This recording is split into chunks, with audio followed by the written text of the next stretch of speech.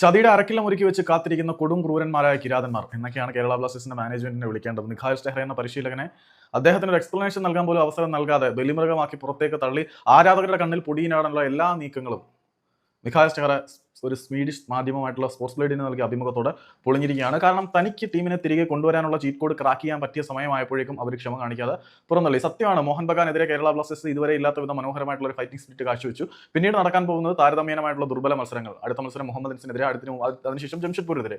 വേണമെങ്കിൽ ബ്ലാസ്റ്റേഴ്സിന് തിരിച്ചു വരാൻ പറ്റുന്ന ഒരു മൊമെന്റമുള്ള സമയത്താണ് തന്നെ പുറത്താക്കിയത് എന്നാണ് മിഖായൽ സ്റ്റെഹ്റ ആരോപിക്കുന്നത്. പുള്ളിയുടെ വാക്കുകൾ ഇങ്ങനെ, പുള്ളി പിന്നെ അഡ്മിറ്റ് ചെയ്യുന്നുണ്ട്, ഇതുവരെ പരാജയത്തിന്റെ ഉത്തരവാദിത്വം തനിക്ക് കൂടിയാണ് എന്ന് പുള്ളി അഡ്മിറ്റ് ചെയ്യുന്നുണ്ട്. ആളിന്റെ വാക്കുകൾ ഇങ്ങനെയാണ്: there were too many losses in column. ഒരുപാട് പരാജയങ്ങൾ എന്റെ പട്ടികയിലുണ്ട്. That's how it's. അതിന് ഞാനും കാരണക്കാരനാണ്. That's how it is and I was mainly responsible for that. അതെങ്ങനെയായിരുന്നാലും അതിനുള്ള മെയിൻ കാരണക്കാരിൽ ഒരാൾ ഞാൻ കൂടിയാണ്. We had upper hand in many games. ഞങ്ങൾക്ക് നിരവധി മത്സരങ്ങളിൽ മേൽക്കൈ ഉണ്ടായിരുന്നു. Ball possession, most goal chances, but considered for too many and easy goals. There were a lot of individual mistakes at back. ഞങ്ങൾക്ക് നിരവധി മത്സരങ്ങളിൽ അപ്പർ ഹാൻഡ് ഉണ്ടായിരുന്നു, കൂടുതൽ ഗോൾ അവസരങ്ങൾ ഉണ്ടായിരുന്നു, ബോൾ പൊസിഷൻ ഉണ്ടായിരുന്നു. പക്ഷേ ഇൻഡിവിജ്വൽ മിസ്റ്റേക്ക് കൊണ്ടോ മറ്റു ചില കാരണങ്ങൾ കൊണ്ടോ ഞങ്ങൾക്ക് നിരവധി ഗോളുകൾ വളരെ ഈസിയായി വഴങ്ങേണ്ടി വന്നു. അതിന് ഞാനും കാരണക്കാരനാണ്. I felt that we were about to crack the code.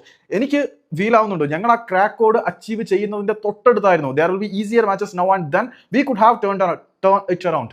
ഈ സ്ഥിതിഗതികൾ മൊത്തം തിരിച്ചു മറിക്കാൻ പറ്റുന്ന ഒരു സാഹചര്യം നമ്മുടെ മുന്നിലേക്ക് ഉണ്ടായിരുന്നു. നമ്മൾ ആ ക്രാക്ക് കോഡിന് തൊട്ടടുത്തായിരുന്നു. വരാൻ പോകുന്നത് ഈസി ആയിട്ടുള്ള മത്സരങ്ങളായിരുന്നു. But that patience does not exist. പക്ഷേ ആ ക്ഷമ നിലനിന്നില്ലായിരുന്നു. That's how it works. അതിങ്ങനെയാണ് സംഭവിച്ചത്. യു ജസ്റ്റ് ഇങ്ങനെ വന്നു കഴിഞ്ഞാൽ അക്സെപ്റ്റ് ചെയ്യാതെ വേറെ വഴിയില്ല. യഥാർത്ഥത്തിൽ ഈ ഒരു ടീമിനെയും കൊണ്ട് എങ്ങനെയെങ്കിലും അഡ്ജസ്റ്റ് ചെയ്ത് മുന്നിലേക്ക് പോയി മൊമെന്റം തിരിച്ചു വെക്കാം എന്ന് പറ്റുന്ന ഒരു സ്റ്റേജിലേക്ക് വന്നപ്പോൾ മുഹമ്മദ് അൻസ്, ജംഷഡ്പൂർ തുടങ്ങിയ ദുർബലരായ എതിരാളികൾക്ക് മുന്നേയുള്ള കളിക്ക് മുന്നേ വന്ന് നമ്മളൊന്ന് സെറ്റ് ആയപ്പോഴത്തേക്ക് പുറത്താക്കി. എനിക്ക് ഒന്ന് പരീക്ഷിക്കാനുള്ള ക്ഷമ പോലും അവർ തന്നില്ല.